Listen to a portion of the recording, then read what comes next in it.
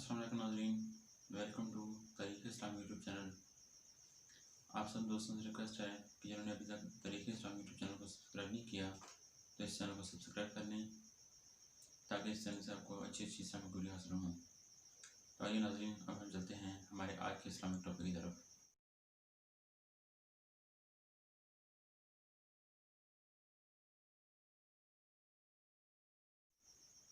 अस्सलाम वालेकुम नाज़रीन, वेलकम टू तरीक़े इस्लाम यूट्यूब चैनल। तरीक़े इस्लाम यूट्यूब चैनल के अंदर आज हम जिस चीज़ का मुताला करने जा रहे हैं वह है कबल इस्लाम अरबों के हालात, इनके इस्लाम से कबल अरबों के जो हालात थे उसका मुताला करने जा रहे हैं। खातमुर रसूल हज़रत मोहम्मद सल्लल्लाहु अलैहि वसल्लम का ज़हूर अरब की सरज़मीन पर हुआ। इस्लाम से कबल ज़माना जहालियत में यूँ तो तमाम दुनिया कुफ्र शिर्क के अंधेरों में डूबी हुई थी, लेकिन अरबों के हालात शदीद अबतरी का शिकार थे। ज़ैल में इस्लाम की आमद से कबल ज़माना जहालियत के अरबों के हालात तहरीर किए जाते हैं। यहाँ इस अमल की वजह ज़रूरी है कि जब हम अरबों का ज़माना जहालियत कहते हैं तो इसका मतलब ये हरगिज़ नहीं कि वो पढ़े लिखे न थे। हकीकत ये है कि इस दौर में बड़े बड़े खतीब, फसीह और बलीग मुकर्रर, मशहूर और मरूफ अदीब, नक़ाद, माहिरीन इल्म इंसाफ, शोरा और इल्म लग़त के माहिरीन मौजूद थे। इस दौर को ज़माना जहालियत अरबों की मजहबी गुमराही, इखलाकी बेरारवी, मशरती फसाद, इनकी संग दिली, शकावत और जंग-जदल और खून खराबा के आदी होने की वजह से कहा जाता है। सबसे पहले जिक्र करते हैं मजहबी हालत की। अरब में मुख्तलिफ मज़ाहब मौजूद थे जिनमें अक्सरियत मशरिक़ का अंसर गालिब था। बुत परस्ती। अरब माशरा मशरिक़ आम था, बुत परस्ती अरूज पर थी। मुतअद्दिद खुदाओं का तसव्वुर भी मौजूद था। हर कबीला के अपने अपने बुत थे जिनको वो खालिस हकीकी समझते थे। अरब में बुत परस्ती का बानी एक शख्स अमर बिन लही था। इसका असल नाम रबी बिन हारसा था। यह इस वक्त काबा का मतवली था। इसकी कोशिशों से पूरे अरब में बुत परस्ती की एक वबा फैल गई। सिर्फ खाना काबा और इसके इर्द गिर्द 360 बुत थे।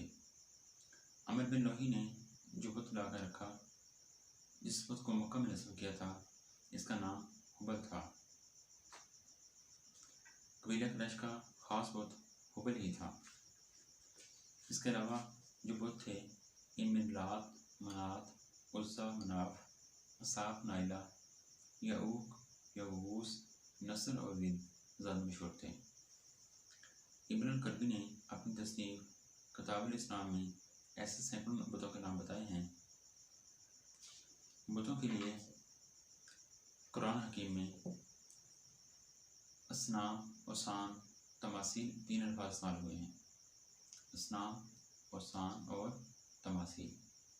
इस्लाम यानी इबादत की जाने वाली मूर्तियाँ, जिन मूर्तियों की इबादत करते हैं उसे इस्लाम के नाम से जिक्र किया गया।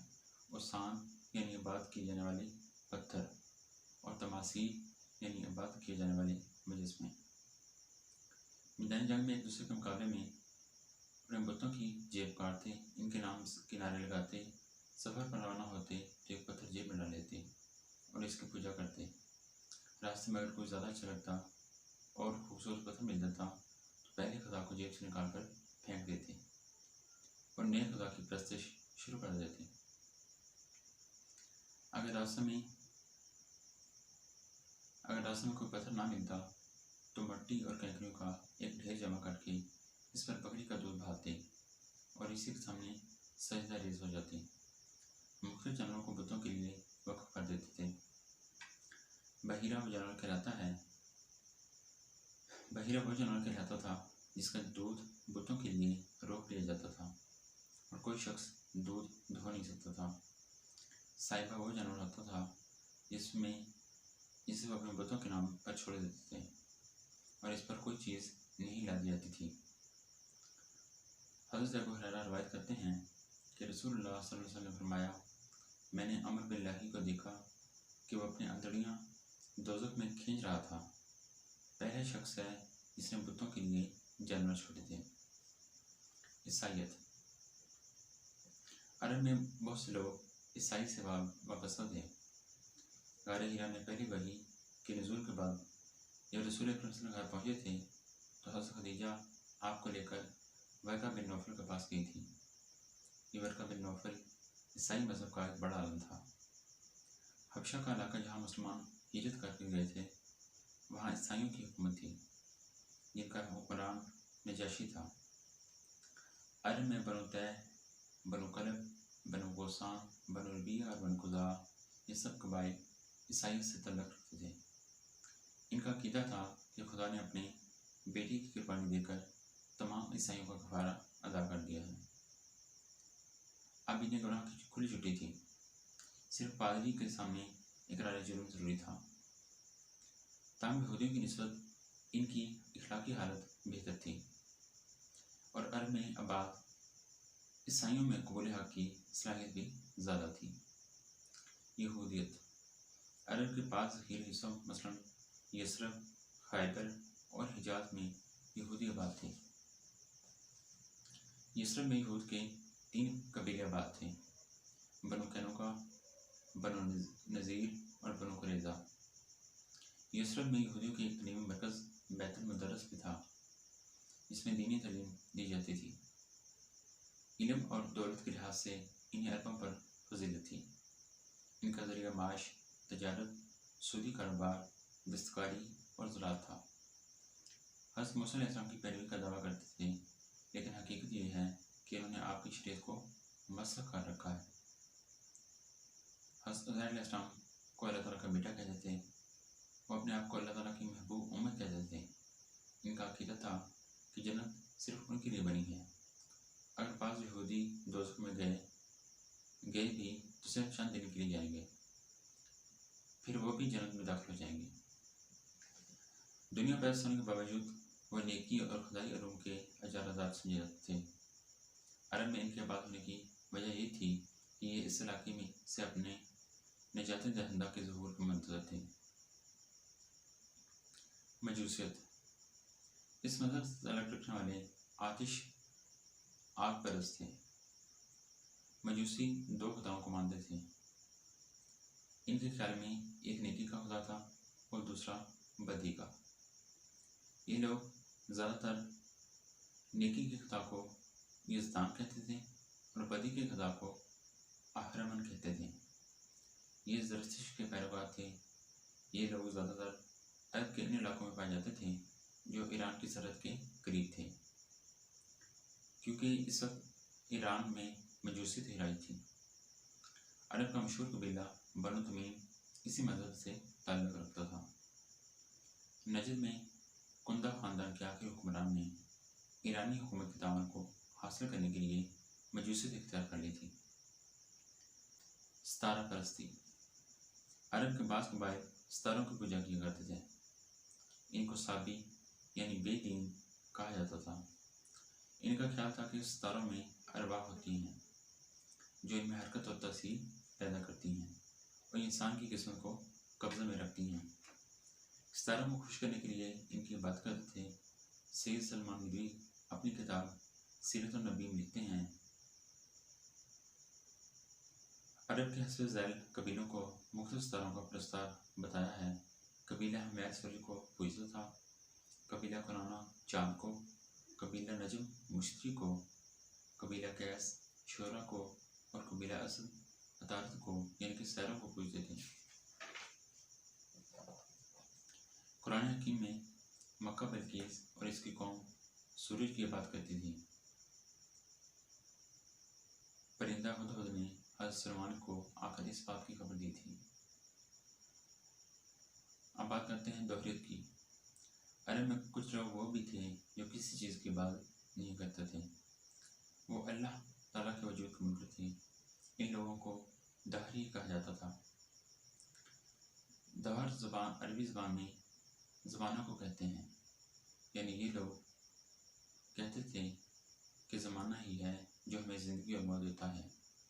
दहरियों का नज़रिया ये है कि इस कायनात को कोई बनाने वाला नहीं, ये कायनात खुद ब खुद चल रही है और इसी तरह ये निज़ाम चलता रहेगा। इसका कोई इख्तिताम नहीं। इसमें जो तवाज़ुन है वो महज एक इत्तफ़ाक़ी अमर है। इंसान और कायनात महज हादसाती तौर पर मौजूद हैं। अल्लाह ताला ने कुरान हकीम में इन लोगों का जिक्र करते हुए फरमाया है, और ये लोग कहते हैं कि हमारी ज़िंदगी तो सिर्फ दुनिया ही की ज़िंदगी है, हम मरते हैं और जीते हैं, हमें सिर्फ ज़माना ही मारता है। अब बात करते हैं दीन हनीफ की। अरब में कुछ लोग वो भी थे जो हज़रत इब्राहीम अलैहिस्सलाम के दीन के तलाश में रहते थे। इन लोगों की तादाद बहुत कम थी, शिरक बुत परस्ती से सब नफरत करते थे और इसके खिलाफ बाकायदा आवाज़ उठाते थे। ये लोग तौहीद के खालिस कायल थे, आखिरत की ज़िंदगी पर ईमान रखते थे, शराब नहीं पीते थे, कत्लो गायत, लड़ाई झगड़े और लूट मार नहीं करते थे। अहमद अल-ताजी अपनी किताब सीरत नबी अल-अरबी में लिखते हैं, अरबों की एक जमात जो वर्का बिन नौफल, उस्मान बिन हवैरस, अबैदुल्लाह बिन हजिश और ज़ैद बिन अमर पर मुश्तमिल थी, बुतों के बाद से बाजार थी। ये लोग एक दफ़ा जमा हुए और इनमें से एक ने कहा, इन लोगों ने दीन इब्राहीम को फासिल कर दिया और ये ऐसे लोगों को पूजते हैं जो न देखते हैं, न सुनते हैं, न नुकसान पहुँचाते हैं और न नफ़ा पहुँचाते हैं। तुम लोग अपने लिए इस दीन के अलावा कोई दूसरा दीन तलाश करो। इन्हीं लोगों में से ज़ैद बिन अमर एक दिन काबा की दीवार से अपनी पीठ लगाकर कह रहे थे, ए कौम कुरैश, इस ज़ात की कसम जिसके हाथ में मेरी जान है, मेरे अलावा तुम में से कोई भी दीन इब्राहीम पर बाकी नहीं है। वो अपने रब से मनाजात करते हुए कहा करते थे, ऐ मेरे रब, अगर मुझे मालूम होता कि तुझे इबादत का कौन सा तरीका पसंद है तो मैं इसी तरह तेरी इबादत करता, लेकिन मुझे वह तरीका मालूम नहीं है। आखिरत के मुनकर। वो मुशरिकीन अरब जो अल्लाह को मानते थे, वो अकीदा आखिरत को मानने के लिए भी किसी तरह तैयार न थे। वो कहते थे कि जो जवाबदेही का तस्वर नाकाबिल फहम है। अल्लाह ताला ने कुरान हकीम में इन लोगों का जिक्र यूँ किया है, व अक़सिमु बिल्लाहि जहदा ईमानिहिम ला यबअसुल्लाहु मन यमूतु, और ये बड़े ज़ोर शोर से खुदा की कस्में खाकर कहते हैं कि जो मरता है अल्लाह ताला उसे दोबारा नहीं उठाएगा। ये लोग कहते थे कि ये किस तरह मुमकिन है कि इंसान मरने के बाद दोबारा ज़िंदा हो जाए। कुरान में इनका ये कौल इस तरह बयान हुआ है, आइज़ा मितना व कुन्ना तुराबन ज़ालिका रजअन बईदुन, क्या जब हम मरकर मट्टी हो जाएंगे तो क्या दोबारा ज़िंदा होंगे? फिर ये वापसी दूर इस अकल है, यानी कि वापसी जो है वो अकल से दूर है। मन यही निज़ाम वही रमीम, कौन इन हड्डियों को जिंदा करेगा जबकि वो सीधा हो चुकी हों। नाज़रीन किराम, अब बात करते हैं अरबों के मशरती, समाजी और अखलाकी हालत की। सबसे पहले नंबर पर बदवी अरब और हजरी अरब। मशरती लिहाज से इस दौर के अरबों को दो हिस्सों में तकसीम किया जा सकता है, बदवी अरब और हजरी अरब। बदवी अरब खैमों में ज़िंदगी गुजारते थे, इनकी तादाद ज़्यादा थी, ये ज़्यादातर सहराई इलाकों में रहते थे। ये खाना बदोश की ज़िंदगी बसर करते थे, ये पानी के तलाश में रहते थे, जहाँ बारिश होती वहाँ जाकर कैंप कर लेते थे। हजरी अरब ये मट्टी गारे के बने हुए मकानात में रहते थे। ये लोग ज़राअत, तजारत और मुख्तलिफ पेशों के ज़रिए रोज़ी कमाते थे। अरब में हजरी शहरी इलाके कम थे। नंबर 2, कबायली निज़ाम।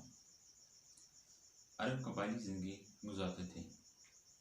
हर कबीला अपना एक ख़ानदानी लक़ब और एक मुश्तरक मौरिस आले रखता था। कबीला का सरदार शेख कहलाता था। सरदारी का अहदा मौरूसी अहदा न था, बल्कि पूरे कबीले के कामिल इत्तेफाक राय से इसका इंतखाब होता था। आपस के झगड़ों के हल के लिए सरदार की तरफ ही तर्जुह किया जाता था। कबायली जंगों में भी वही इनका सिपहसालार होता था। कबीला के किसी फर्द से अगर कोई गलती या ज्यादती हो जाती तो पूरा कबीला इसके इंतकाल को भुगतने के लिए तैयार रहता। अगर खून बहा देना पड़ता तो इसमें तमाम कबीला शामिल होता था। अब बात करते हैं दुख्तर कुशी की।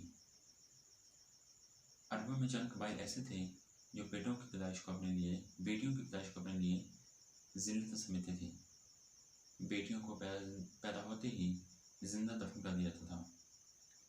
इस समय में दो कबाइल बनु तमीम और बनु असद ज़्यादा बदनाम थे। अरब अपनी बेटियों को पैदा होते ही जिंदा दफन क्यों करते थे? इसके दो असबाब थे। नंबर एक, भूख और मोहताजी के डर से ऐसा करते थे और वे ये सोचते कि बेटा तो बड़ा होकर खुद कमा कर खाएगा और हमें भी खिलाएगा, लेकिन बेटे को खुद खिलाना पड़ेगा। कुरान हकीम ने इसी तरफ इशारा करते हुए फरमाया है, वला तक़्तुलू औलादकुम खश्यता इमलाकिन नहनु नर्ज़ुकुहुम व इय्याकुम इन क़तलहुम काना खित्तन कबीरा।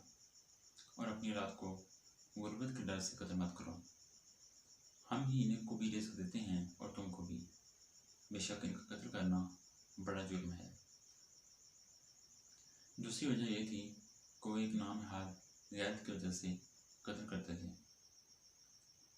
ये सोचते थे कि बेटी बड़ी होगी जिसको किसी के निकाह में देना पड़ेगा। अरब में एक शख्स ने अपनी 10 बेटियों को जिंदा दफन किया। रसूलुल्लाह सल्लल्लाहु अलैहि वसल्लम के सामने मुतअद्दिद ऐसे लोगों ने इकरार जुर्म किया। इस जुर्म को देखते हुए बाज़ रहमदिल लोग इस फिल्म को रोकने की कोशिश करते थे।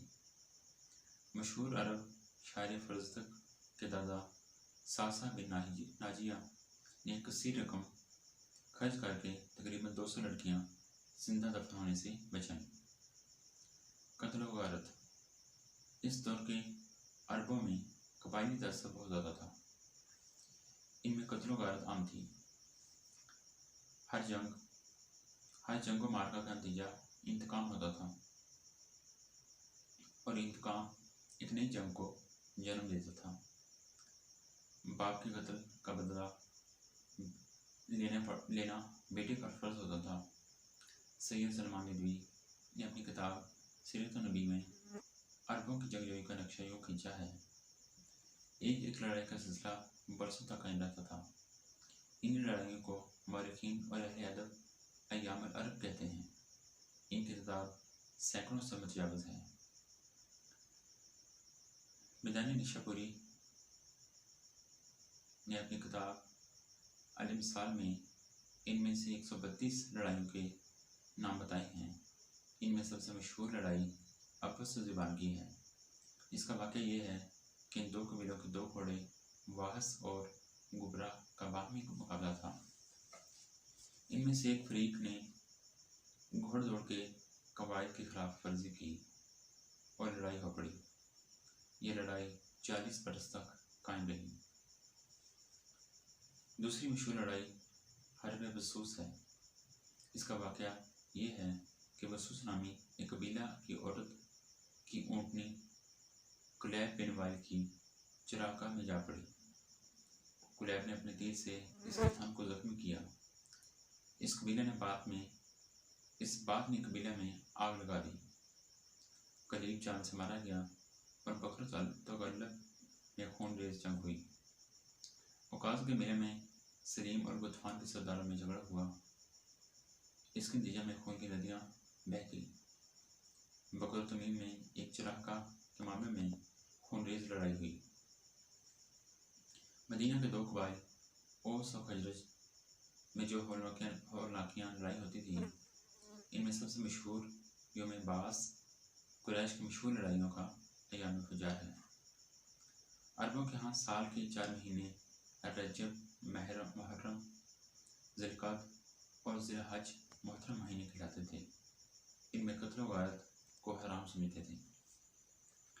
नंबर 5, शराब नोशी। शराब नोशी अरबों की रग रग में बसी हुई थी। बहुत कम लोग थे जो शराब नहीं पीते थे। शराब नोशी में माल खर्च करने को बहादुरी कहते थे। मशहूर शोहरा शराब पीने के बाद बड़े फखरी किस्म के इशार करते थे। एक अरब शायर मुनखल युशकरी कहता है, जब मुझे नशा आता है तो मैं कैसे किस्रों के मोहल्ला का मालिक होता हूँ, और जब नशा जाता रहता है तो मामूली बकरियों का और ऊँटों का मालिक रह जाता हूँ। सईद सलमान नबी लिखते हैं, अरबों में शराब का इस कदर रवाज था कि हर घर एक महफिल बन गया था। इसका ना पीना इस कदर नामनूस बात थी कि जिन चंद आदमियों ने इस्लाम से पहले इसके पीने से परहेज किया था, इनके नाम याद रखे गए हैं। नंबर 6, सूदी कारोबार।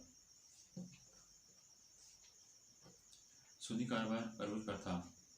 बड़े बड़े शुरफा सूद पर रकमें देते थे। सूद हराम होने से पहले हज़रत अब्बास बिन अब्दुल मुत्तलिब रज़ी अल्लाह अन्हु का वसी सूदी कारोबार था। कर्ज देकर सूद लेने के लिए मुख्तलिफ तरीके लाए थे।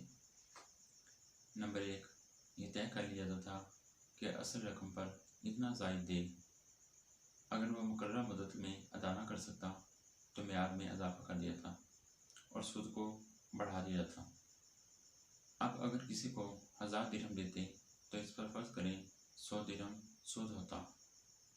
अगर मुकर्रर मुद्दत में मकरूज़ रकम की अदायगी ना कर सकता तो 100 दिरहम 200 दिरहम में हो जाता, यानी कि 100 दिरहम से वो 200 दिरहम बन जाते। फिर अगले बरस भी अदायगी ना होती तो 100 दिरहम 400 दिरहम हो जाता। इसी तरह फिर 800, फिर 1600, इसी तरह आगे। 7वें नंबर पर जिस अरबों की हालत का जिक्र करते हैं वो है औरतों की हालत ज़ार। अरब माशरे में औरतों का कोई मुकाम ना था। विरासत में औरतों का कोई हिस्सा न था। अरबों में यह असूल चलता था कि वही विरासत हासिल कर सकता है जो नेज़े और तलवार के साथ दुश्मन से जंग कर सके। एक जर्मन मुस्तशरिक रॉबर्ट स्मिथ ने, जिसने अरब माशरा पर PhD का सदा मकाला लिखा था, वो कहता है कि जाहिली दौर में औरत तकरीबन मर्द की ममलूका शय की तरह होती थी जो तरके में वारिस को मिल सकती थी। नंबर 8, गुलामी का रवाज। जिस तरह असर हाज़िर में मुख्तलिफ जानवरों की मंडियाँ लगती हैं, इसी तरह अरब दौर में इंसानों की मंडियाँ लगती थी। इंसानों की खरीदो फरोख्त होती थी। इन मंडियों से गुलाम और बांदियाँ खरीदी जाती और गुलाम और बांदियाँ हर तरह से अपने आकाओं की मलकियत होते थे। इनकी ज़िंदगी और मौत इनके हाथों में होती थी। इनसे जानवरों की तरह सलूक किया जाता।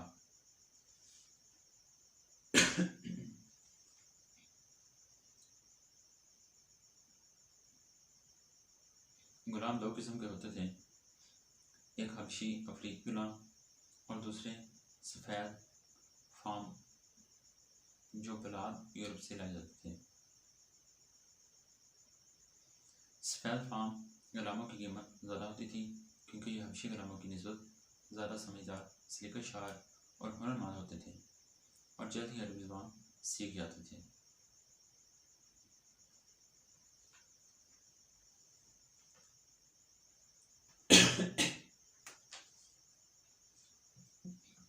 नंबर 9, जुआ। इस दौर में जुआ खेलना फ़ख्र और बहादुरी की बात थी। जो लोग जुआ नहीं खेलते थे इनको वकील, पस्त हिम्मत और मुर्दा दिल वाला कहते थे। ऐसे लोगों से शादी ब्याह करना अच्छा नहीं समझते थे। एक अरब शायर ने मरने से कबल अपनी बीवी को वसीयत की, जब मैं फौत हो जाऊँ तो किसी ऐसे शख्स से शादी ना करना जो आजिज़, कमज़ोर और जुए में शरीक ना होता हो। नंबर 10, मेले। यूनानियों की तरह अरबों में भी बड़े बड़े मेले लगते थे जहाँ मुख्तलिफ अशिया की खरीद फरोख्त होती थी। मशहूर मेलों के नाम ये थे: उकास, दौमतुल-जिन्न, हिजर, अमान, हज़रमौत, सनआ, ज़ुलमजाज। इन मेलों को अरब इस्वाक़ुल अरब यानी अरबों के बाज़ार का नाम देते थे। नंबर 11, चोरी और डाका। अरबों में बाज़ कबाइल वो भी थे जिनका ज़रिया माश चोरी राहज़नी और लूटमार था। मुसाफिरों और दुश्मन कबाइल पर हमला करते और उनके तमाम माल लूट कर ले जाते। डाका डालना बहादुरी की अलामत समझा जाता था। चोरी और डाका में ये कबाइल ज़्यादा बदनाम थे। बनु गफार, बनु मजनिया और जहीना, ये 3 कबीले जो थे चोरी में ज़्यादा मशहूर थे। नंबर 12, बदकारी। अरबों में बदकारी आम थी और वो इस पर फख्र करते थे। बाजारी औरतें अपने घरों पर झंडे लगाती ताकि लोगों को पहचान हो। वो अपने बानियों को बदकारी पर मजबूर करते थे, यानी कि अपने बानियों के साथ बदकारी करने के लिए उनको मजबूर करते थे। नंबर 13, बेशर्मी और बेहयाई। अरबों की अक्सरियत शर्म हया से महरूम थी। एक दूसरे के सामने नंगे हो जाते थे, बगैर पर्दा के लोगों के सामने आते थे। यहाँ तक कि काबा का तवाफ नंगे होकर करते थे।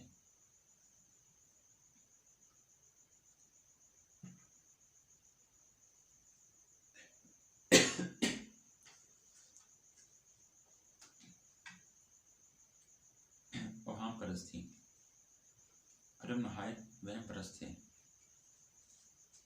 वो कहते थे कि इंसान के बनने के बाद इसकी रूह उल्लू की शक्ल इख्तियार कर लेती है। सही सलमान नबी लिखते हैं, ये इत्काद था कि पेट में एक सांप रहता है जो भूख के वक्त काटता है। जो काम करना चाहते हैं पहले सुकून ले लेते थे। मसलन इस वक्त कोई परिंदा दाहिनी जानब से उड़ा तो मुबारक समझते और बाई जानब से उड़ा इस काम से बाज रहते थे। जब ऊँटों की तादाद 1000 तक पहुँच जाती तो एक ऊँट की आंख फोड़ देते कि नज़र न लग जाए। कहर पड़ता तो भेड़ या दुम्बा की दुम में घास बांधकर आग लगा देते थे और इससे समझते कि बारिश होगी। सफ़र में रास्ता भूल जाते तो कपड़े उलट कर पहन लेते ताकि रास्ता मिल जाए। नंबर 15, कहानत। अरबों की वह परस्ती की वजह से कहानत आम थी। कसरत से कहान मिलते थे जो आइंदा वाक़यात की पेशन गोइयाँ करते थे। मर्दों और औरतों का पेशा यह था अपने अमाल पर लोगों से बड़ी बड़ी रकमें वसूल करते थे। नंबर 16, सफाकी बेरहमी। अरब बड़े सफाक और बेरहम थे। अगर किसी कबीला का सरदार फौत हो जाता तो इसको दफन करने के बाद इसकी कब्र पर एक ऊँट लाते, जिंदा ऊँट की टांगें काट देते थे। वो तरह तरह का जान दे देता, इसके खून से अपने सरदार की कब्र को रंगीन कर देते। सही सलमान नबी लिखते हैं, जिंदा ऊँट और दुम्बा के कोहान और चिक्कियाँ काट कर कबाब लगाते और ये इनकी बड़ी मरकूब गज़ा थी। लड़ाइयों में हमला औरतों के पेट चाक कर देते। मन्नत मानते कि दुश्मन को कत्ल करेंगे तो उसकी खोपड़ी में शराब पिएंगे। सजा देने का एक तरीका ये था कि मुजरिम को दरख्तों की टहनियाँ झुकाकर इसके अज़ा इनमें बांध देते और फिर टहनियों को छोड़ देते। मुजरिम का बदन चीर कर टहनियों के साथ रह जाता। अरबों की माशी और अखलाकी बुराइयों को एक मशहूर मसनद किताब कलीला दमना के मौलिफ हकीम बरज़ोया के इन अल्फाज पर ख़त्म किया जाता है। अरबों में नेकी बेरौनक थी, बेअक्ली अरूज पर थी, बदी का बोलबाला था, शराफत आमाद थी, मोहब्बत मतलूब और नफरत मकबूल थी। मजलूम अपनी जिल्लत पर कान्या था और जालिम को अपने जुल्म पर फख्र था। अब बात करते हैं इखलाकी औसाफ की। इसका यह मतलब हरगिज़ नहीं कि अरबों में कोई खूबियाँ नहीं थी। हकीकत यह है कि अल्लाह ताला ने उनको कुछ इखलाकी औसाफ भी अता किए थे जो कि दरअसल हैं। झूठ से सख्त नफरत करते थे। कैसर उनके पास जब रसूल अकरम सल्लल्लाहु अलैहि वसल्लम का दावती खत पहुँचा तो उसने हुक्म दिया था कि अरब के कुछ लोगों को मेरे दरबार में लाया जाए। इत्फाक से इस वक्त मक्का के ताजरों का एक गिरोह अबू सुफियान की क़यादत में वह मौजूद था। इन्हें दरबार में लाया गया। कैसर रोम ने अबू सुफियान से रसूल अकरम सल्लल्लाहु अलैहि वसल्लम के बारे में चंद सवालात किए। अबू सुफियान इस वक्त काफिर थे और बड़े दुश्मन इस्लाम थे। वो कहते हैं कि मैं दिली तौर पर चाहता था कि आप सदन के खिलाफ झूठ बोलूं, लेकिन इस ख्याल से कि अगर झूठ बोला तो मैं अपनी कौम में रसवा हो जाऊँगा, मुझे वहाँ सच बोलना पड़ा। सखावत बहुत करते थे। अरबों में हातिम ताई की सखावत ज़रूर मिसल है। बेपनाह कुव्वत के मालिक थे। रेगिस्तान की सख्त आबो हवा ने इन्हें तकलीफें बर्दाश्त करने का आदी बना दिया था। मेहमान नवाजी में मशहूर थे। खुद भूखा रहना पड़ता तो उसे कबूल कर लेते, लेकिन मेहमान को पेट भरकर खाना खिलाना फ़र्ज समझते थे। इनका हाफजा बहुत कवि था। वो कहते थे, अल इल्म बिल सदरे फिल किताब, इल्म वो होता है जो सीनों में महफूज हो जाए। वो आपका इल्म नहीं जो किताबों में है। जहानत और फरासत और फसाद और बलागत में बेमिसाल थे। दलेर और बहादुर थे। फ़नूनी जंग में कामिल महारत रखते थे। अगर किसी मुखालिफ दुश्मन को भी अपने यहाँ पनाह देते तो फिर इसकी हिफाजत का हक अदा कर देते। कौलो ज़ुबान के पक्के थे। किसी के साथ बात हुई करार कर लेते तो किसी सूरत पीछे न हटते। अब बात करते हैं सियासी हालत की। अरबों में कोई बाकायदा रियासत और हुकूमत ना थी। कबायली निज़ाम की वजह से हर कबीला का अपना कानून चलता था। रसूल अकरम सल्लल्लाहु अलैहि वसल्लम की वलादत बासआदत से कुछ अरसा कबल अरब में गुसान और हैरा के नाम से दो रियासतें वजूद में आईं, लेकिन जल्द ही रोमी सल्तनत ने गुसान पर कब्जा कर लिया और ईरानी सल्तनत ने हैरा की रियासत का खात्मा कर दिया। ईरान के शहंशाह खुसरो परवेज़ ने हेरा को ईरानी सल्तनत में शामिल कर लिया। वो कबीले जो इन रियासतों के मातहत ना थे, वो अक्सर आज़ाद और खुद मुख्तार थे। ये ज़्यादातर मगरब में आबाद थे। अरब की फितरी आज़ादी और खुद मुख्तारी की शान इन कबीलों में नजर आती थी। अरब में दो किस्म के कबाइल आबाद थे, अदनानी और कहतानी। अदनानी हज़रत इस्माइल अलैहिस्सलाम की नस्ल से जो कबीले ताल्लुक़ रखते थे वो अदनानी कहलाते थे, मसलन बनु रबैया, बनु कुज़ा और बनु मज़र। कहतानी कबाइल का मरकज़ यमन था। यसरब के कबाइल औस और खज़रज और मक्का के बनु खुज़ा वगैरह ये कहतानी थे। अदनानी और कहतानी कबाइल आपस में एक दूसरे के दुश्मन थे। खाना काबा का तकद्दुस जो अदनानी कबाइल को एक तरह की फजीलत देता था, यह कहतानी कबाइल को पसंद न था। यही वजह थी कि यमन के हुक्मरान अबरहा ने अपने मुल्क में खाना काबा के मुकाबले में एक कबीला बनाया ताकि अरब लोग इसका तवाफ़ करें। जब वह अपने मकसद में नाकाम हो गया तो इसका किबला आबाद ना हो सका, तो उसने हसद की बिना पर खाना काबा पर चढ़ाई कर दी। अल्लाह ताला ने अपने घर की खुद हिफाजत की। अबरहा और इसका लश्कर तबाह और बर्बाद हुआ। कबाइल के दरमियान इस कदर दुश्मनी थी कि जब मुस्लिमा कज़्ज़ाब ने नबूवत का दावा किया तो इसके कबीले के लोग कहते थे, ये दुरुस्त है कि मुस्लिमा ने झूठा दावा किया है, लेकिन असल बात यह है कि बनु नज़र के सच्चे नबी से हमारा झूठा नबी हमें ज़्यादा अच्छा लगता है। शहरी ममलकत मक्का के इंतज़ामी अदारे। मक्का 3वीं सदी ईस्वी तक यमन के कबीले बनी जरहम के कब्ज़े में था। जरहमियों के एक कहतानी कबीले बनु खुज़ा ने मक्का और जनूबी हिजाज पर अपना तसल्लुत कायम कर लिया था। हज़रत इस्माइल अलैहिस्सलाम की नस्ल से एक शख्स कस्सी बिन कलाब था।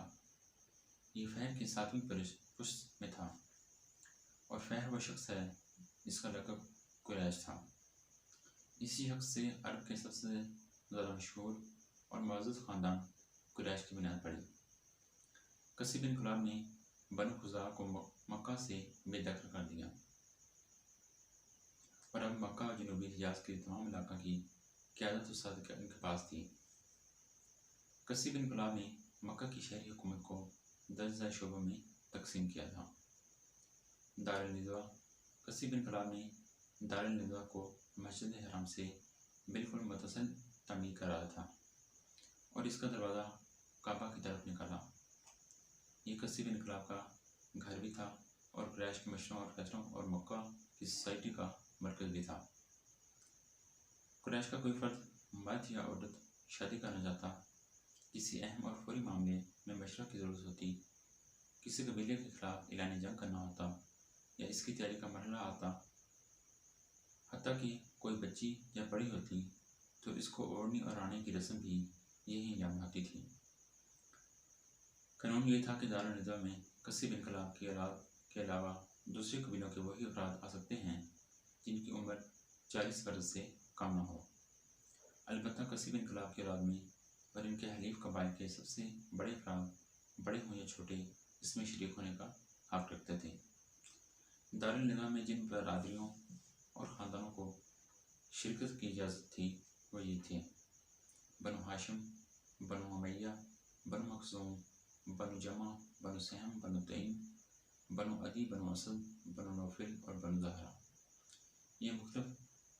ये 10 मुख्तलिफ ख़ानदानों के लोग थे।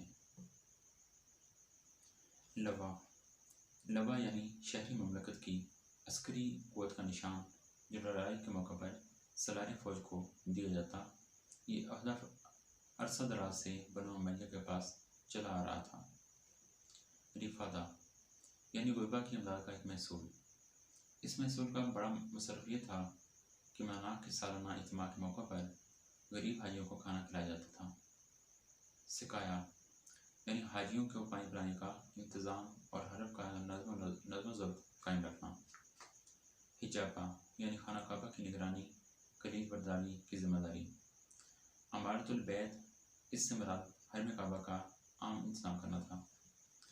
इब्ने अब्दुल रब्बा ने बयान किया है कि अमारतुल बैत का मकसद ये होता था कि अफसर मुतल्लिका वक्त बवक्त हरम काबा में घूम फिर कर निगरानी किया करे और देखे कि कोई शख्स लड़ाई झगड़े या गाली गलौज से हरम काबा के तकद्दुस को पामाल तो नहीं कर रहा। इन शोबों के अलावा भी कुछ शोबे थे, मसलन अफाजा, अजाजा, अशनाक, सफारा वगैरह। डॉक्टर मोहम्मद हमीदुल्लाह ने अपनी किताब अहद नबी में निज़ामी हुक्मरानी में इब्ने अब्दुल रब के हवाले से लिखा है, मक्का में 10 सरकारी होते थे जिनको 10 कबाइल के सरदार मरूसी तौर पर अंजाम दिया करते थे। हुकूमत की शोबों की असर नौ तकसीम। 7वीं सदी ईस्वी के बाद में शहरी ममलकत मक्का की शोबों की असर नौ तंजीम हुई। ये बासत नबी का दौर था। इस वक्त मुनासिब की तकसीम कुछ इस तरह थी: बनी अदी में से उमर बिन खत्ताब रज़ियल्लाहु अन्हु को सफारत का अहदा दिया गया। कबाइल अरब और रियासतों के साथ गुफ्त शनीद और मामलात की इंसराम में कुरैश की नियाबत करना इनका काम था। बनी हसास में हारिस बिन कैस को खजाना का इंचार्ज बनाया गया। फौजी कैंप का इंतज़ाम और जंग के मौके पर लोगों को जमा करने का काम ये अहदा खालिद बिन वलीद को दिया गया।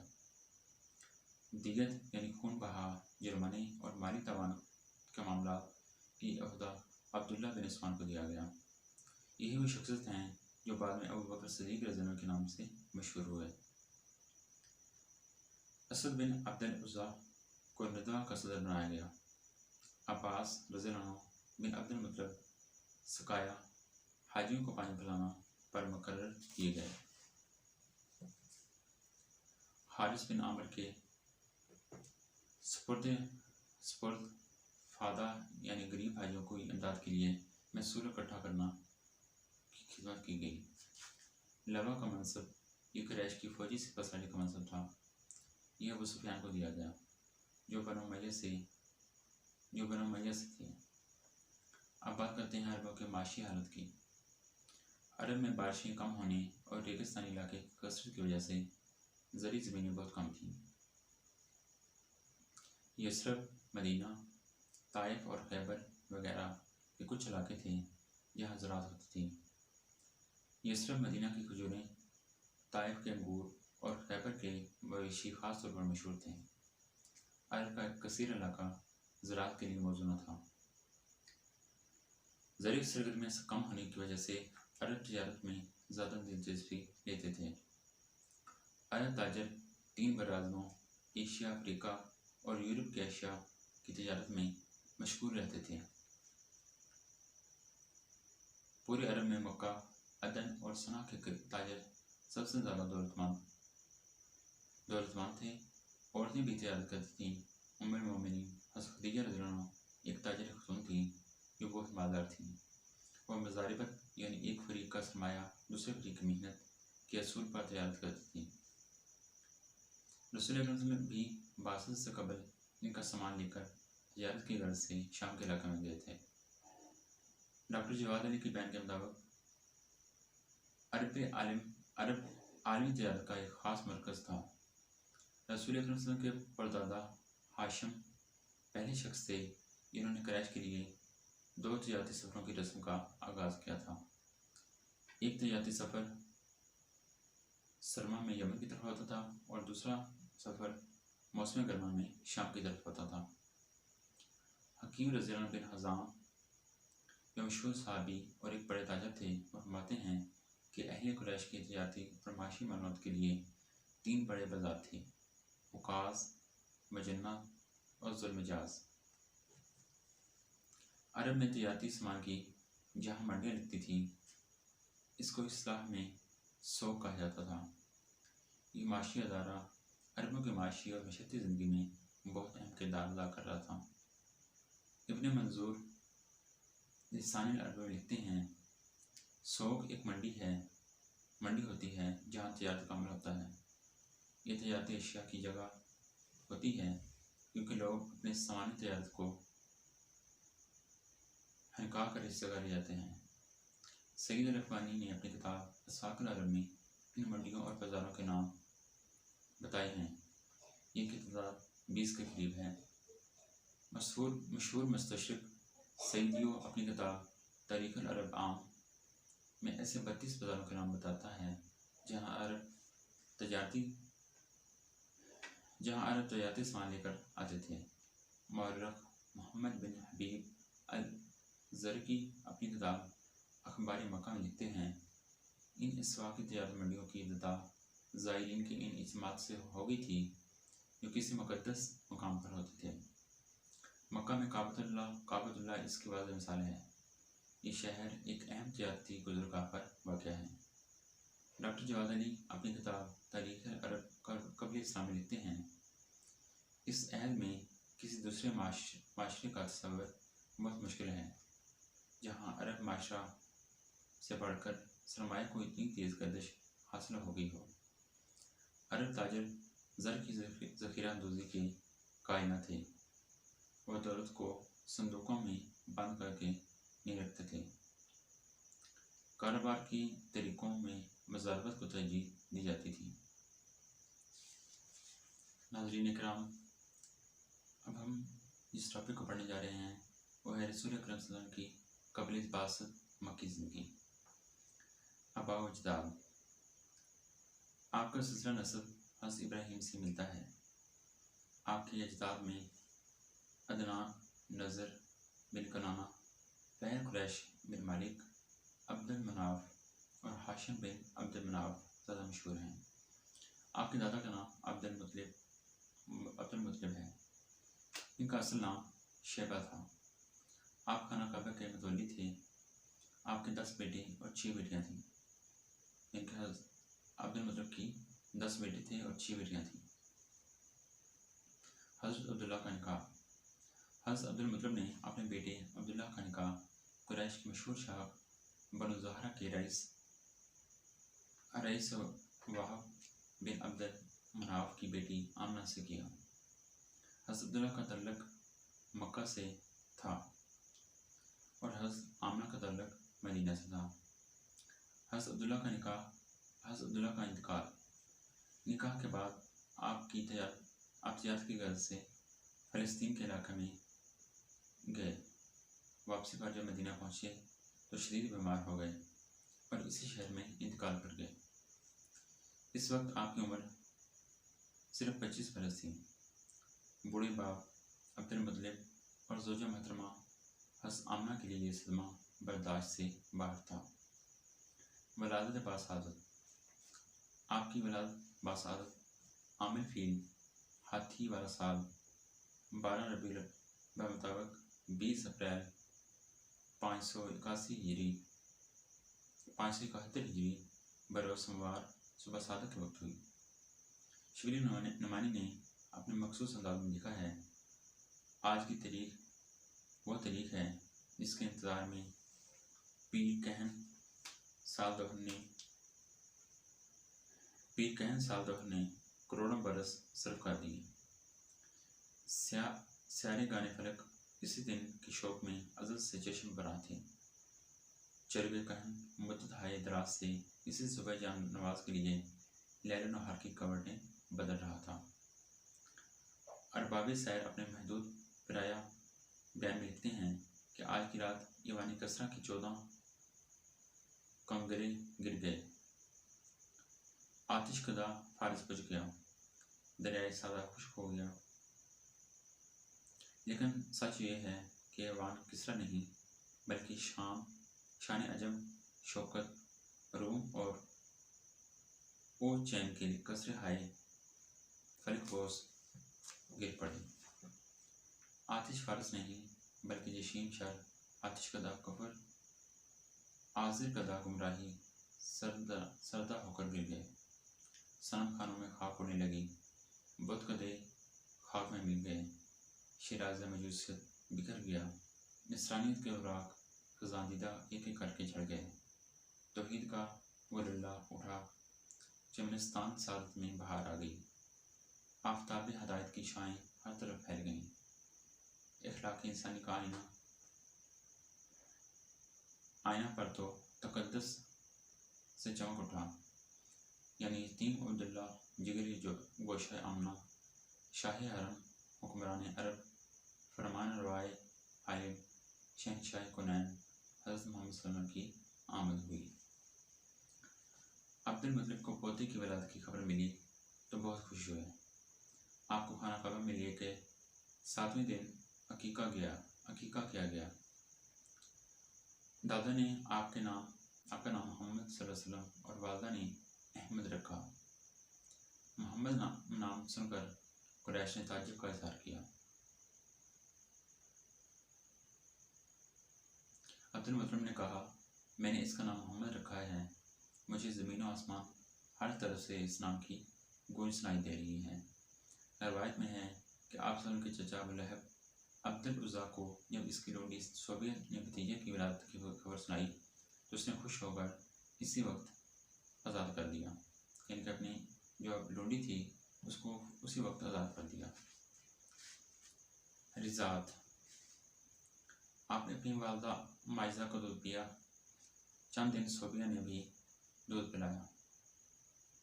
इस ज़माने में यह दस्तूर था कि कुरैश मक्का अपने बच्चों के देहात के साफ़ सुथरे और पुरफ़िज़ा मकाम में रखने को तरजीह देते थे। अरब के मुख्तलिफ देहातों से दाइयाँ मक्का करवाने आती थीं और बच्चों को अपने यहाँ ले जाती। इसके बदले में इन औरतों की माली इमदाद की जाती। इन दिनों मुख्तलिफ कबीलों की 10 दाइयाँ मक्का करवा आई थीं, लेकिन यह सादत कबीला बनो असद की एक खतून हलीमा के हिस्से में आई। हज़रत आमना ने अपने बेटे को हलीमा के सुपुर्द किया। जब आपकी उम्र 2 बरस की हुई तो हज़रत हलीमा आपको लेकर मक्का करना आई।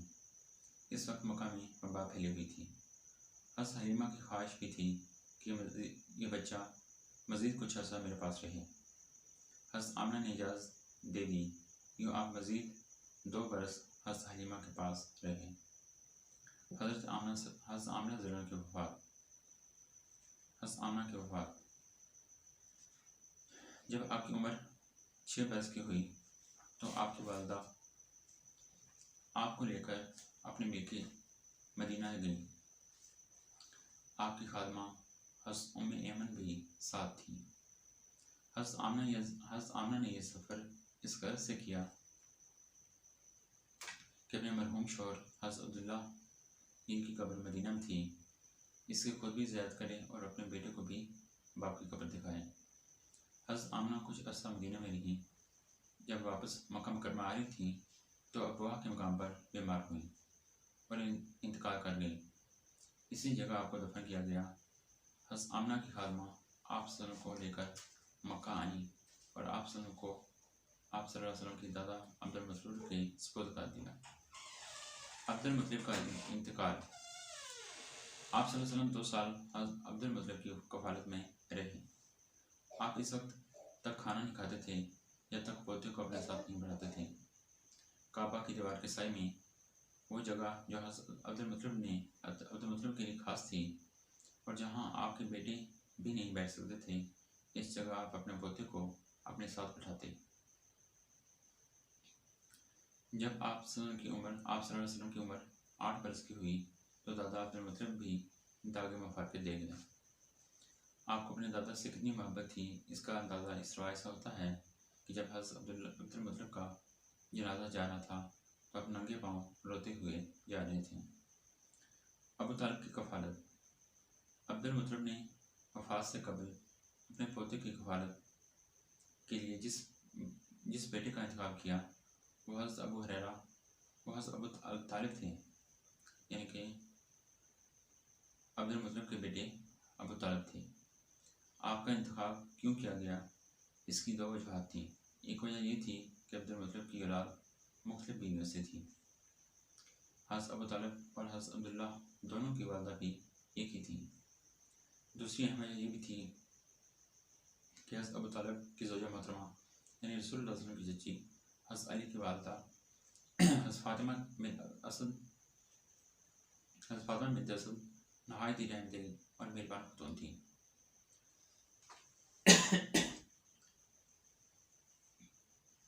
अब्दुल मुतलिब को इस बात का मुकम्मल भरोसा था कि मेरी ये बहू बेहतर अंदाज में मेरे पोते की तरबियत करेगी और इसका ख्याल रखेगी। हज़रत अबू तालिब और आपकी ज़ौजा मोहतरमा ने अपनी औलाद से बढ़कर आप सल्लल्लाहु अलैहि वसल्लम की परवरिश तरबियत की। सफ़र शाम। जब आप की उम्र 12 साल की हुई तो आपने अपने चचा अबू तालिब के साथ शाम का सफ़र किया। अबू तालिब तैयारत की गरज से शाम जाने के लिए घर से रवाना होने लगे तो आप फ़र्द मोहब्बत से चचा से लिपट गए और साथ जाने के लिए बहुत ज़्यादा इसरार किया। अबू तालिब आपको अपने साथ सफ़र में ले गए। इस सफ़र में बहीर राहब का वाक़या पेश आया। ये वाक़या इस तरह है कि जब अबू तालिब आपके साथ कस्बा बसरा में पहुँचे तो वहाँ एक राहब ने आपके चेहरे पर वो अलामत देखी जो आसमानी किताबों में नबी आखिर ज़मान के बारे में बताई गई थी। राहब ने अबू तालिब को ताकीद की कि इस बच्चे को लेकर वापस मक्का मुकर्रमा चले जाएं, इसलिए मुझे डर है कि कहीं यहूदी इससे पहचान कर कत्ल न कर दें।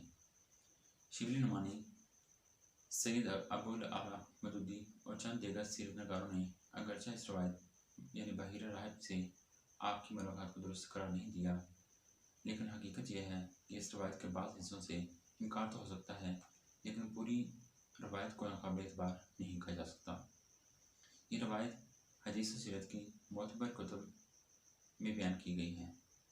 इब्न हजर अस्क़लानी ऐसे अजीम मुहद्दिस ने इस रवायत की सेहत को तस्लीम किया है। भेड़ बकरियाँ चराना। नौजवानी में आपने भेड़ बकरियाँ चराने का काम भी किया। भेड़ बकरियाँ चराना बहुत ही मुश्किल काम है। बकरियाँ एक लम्हे के लिए भी अपने रखवाले को आराम करने नहीं देती। इंसानों की रहनुमाई भी बहुत मुश्किल है, इसलिए रसूलुल्लाह सल्लल्लाहु अलैहि वसल्लम के इरशाद के मुताबिक अल्लाह ताला के हर पैगम्बर रसूल ने बचपन में बकरियाँ चराने का काम किया। रवायत में है कि एक दिन आप अपने सहाबा के साथ शहर से दूर एक जगह पहुँचे तो सहाबा झड़ भेड़ियाँ तोड़कर खाने लगे। आपने फरमाया, जो खूब स्याह हो जाते हैं वो ज़्यादा मज़े के होते हैं। ये मेरा इस ज़माने का तजर्बा है जब मैं बचपन में यहाँ बकरियाँ चराया करता था। हरब फुज्जार में शिरकत। अहले अरब हुर्मत वाले 4 महीनों यानी मुहर्रम, रजब, ज़िक़ात और ज़ुल्हज में जंग लड़ाई करना हराम समझते थे, लेकिन बाज़ औक़ात ऐसे हुआ कि इनके माबैन इन महीनों में भी जंग हो गई। गैर इस्लाम से कबल अरब में जो लड़ाइयाँ इनके हुर्मत वाले महीनों में लड़ी गईं, तारीख़ में इनको हरूब फ़िजार के नाम से याद किया जाता है, यानी फाजरों की जंगें। हरूब फ़िजार की कुल तादाद 4 है। पहली हरब हज़ार कनाना और हुज़ान के दरमियान हुई। दूसरी कुरैश और हुज़ान के दरमियान। तीसरी कनाना और बनु नज़र के दरमियान। चौथी कुरैश और कनाना और हुज़ान के दरमियान हुई। ये आखिरी हरब हज़ार थी। जब चौथी और आखिरी हरब हज़ार हुई तो इस वक्त आप की उम्र मुबारक 15 बरस थी। इस जंग में कुरैश और कनाना हलीफ थे और हुज़ान का कबीला हलीफ था। कुरैश के तमाम खानदान अपनी अपनी फौजों के साथ इस जंग में शरीक हुए। आपके तमाम चचा जंग में शामिल थे। आले हाशिम के अलमबरदार आप सल्लल्लाहु अलैहि वसल्लम के चचा हज़रत ज़ुबैर बिन अब्दुल मुत्तलिब थे, इसलिए आप सल्लल्लाहु अलैहि वसल्लम ने भी इस जंग में हिस्सा लिया। आप सल्लल्लाहु अलैहि वसल्लम फरमाते हैं, मैं अपने चचाओं के साथ इस जंग में शरीक था। मैं तीर उठा कर अपने चचाओं को देता था। इस जंग में आखिरकार वीकेंड में सुलह हो गई। हल्फुल फजूल। हरूफ हज़ार के बाद एक माहदा मारिज़ वजूद में आया जिसे हल्फुल फजूल कहा जाता है। इस माहदा को हल्फुल फजूल इसलिए कहा जाता है कि ज़माना कदीम में जब मक्का पर बनी जुरहम का कब्ज़ा था, ऐसा ही एक माहदा हुआ था। जो लोग इस माहदे के मुहारिब थे, इन सब का नाम फ़ज़ल था। मसलन फ़ज़ल बिन हारिस, फ़ज़ल बिन वदा और फ़ज़ल बिन फ़ज़ाला। इसलिए इस माहदा को हल्फुल फजूल कहा गया। अब जो माहदा हुआ था इसका मतलब भी इस कदीम माहदे से मिलता जुलता था, इसलिए इसको हल्फुल फजूल का नाम दिया गया। ये नाम रखने की वजह एक और वजह यह बताई गई है कि इस बात पर माहदा किया गया था कि फजूल यानी किसी हकदार का हक को इनके हकदारों की तरफ वापस कर देंगे, इसलिए इसे हल्फुल फजूल का नाम दिया गया। वो हल्फुल फजूल इसमें रसूलुल्लाह सल्लल्लाहु अलैहि वसल्लम भी शरीक थे। इसका सबब ये वाक़या बना कि शहर ज़ुबैद का एक शख्स अपना तजारती सामान लेकर मक्का मुकर्रमा में आया। आस बिन वाइल ने इससे वो सामान खरीद लिया मगर कीमत अदा करने से इनकार कर दिया। इसने कबीला अब्दुल दरार, बनु मखज़ूम वगैरह के लोगों से मदद मांगी, लेकिन किसी ने इनकी मदद न की। अब इस मजलूम शख्स ने जबल अबू के कबैस पर खड़े होकर फरियाद की। रसूलुल्लाह सल्लल्लाहु अलैहि वसल्लम के चचा हज़रत ज़ुबैर बिन अब्दुल मुत्तलिब ने इसकी फरियाद सुनी तो आपने बनु हाशिम, बनु ज़हरा, बनु असद, बनु तमीम के सरकर्दा अफराद को अब्दुल्ला बिन जदान के घर जमा किया। हज़रत ज़ुबैर बिन अब्दुल मुत्तलिब ने सबके लिए खाने का इंतज़ाम किया। यहाँ इन अल्फाज के साथ वादा हुआ, शहर मक्का की हदूद में किसी को किसी पर जुल्म नहीं करने देंगे। हम सब मिलकर मजलूम की मदद करेंगे और इसे इसका हक दिलाएंगे।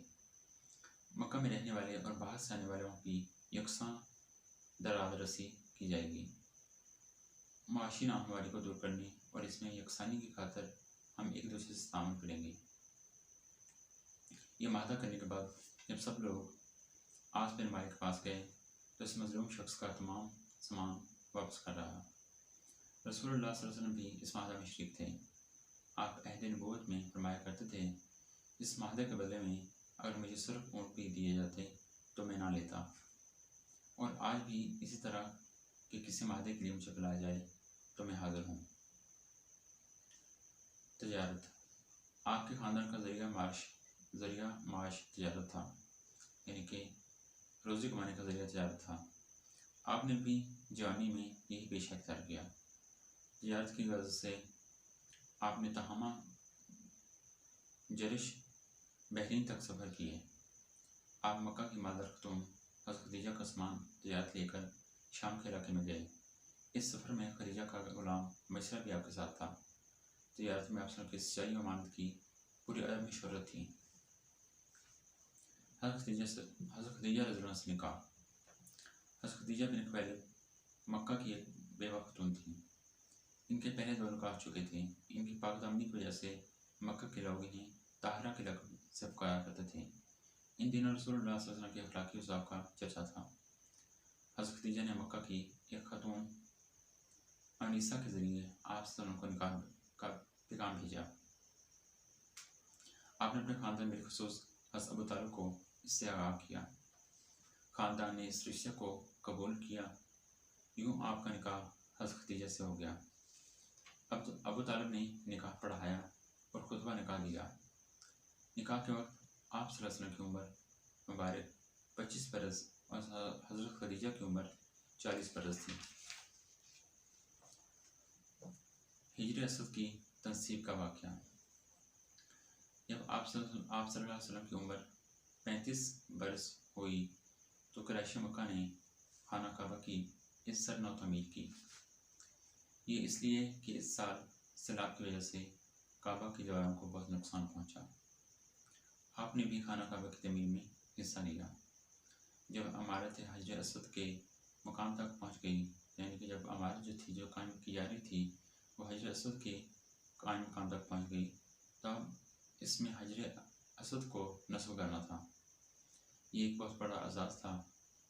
हर कबीला ये चाहता था कि ये एजाज़ उसे हासिल हो। इस बात पर कबाइल में खूनरेज़ी का खदशा बढ़ गया। इस सूरत हाल में कबीला बनु मखसूम के सरदार बनु उमैया बिन मुग़ीरा ने ये राय पेश की, काश सुबह जो शख्स इस मस्जिद के बाब बनी शेबा से हरम में दाखिल हो वह साजिश करा दिया जाए, इसके फैसले को कबूल किया जाए। सब ने इस राय से इत्फाक़ किया। दूसरे दिन सबसे पहले दाखिल होने वाले रसूलुल्लाह सल्लल्लाहु अलैहि वसल्लम थे।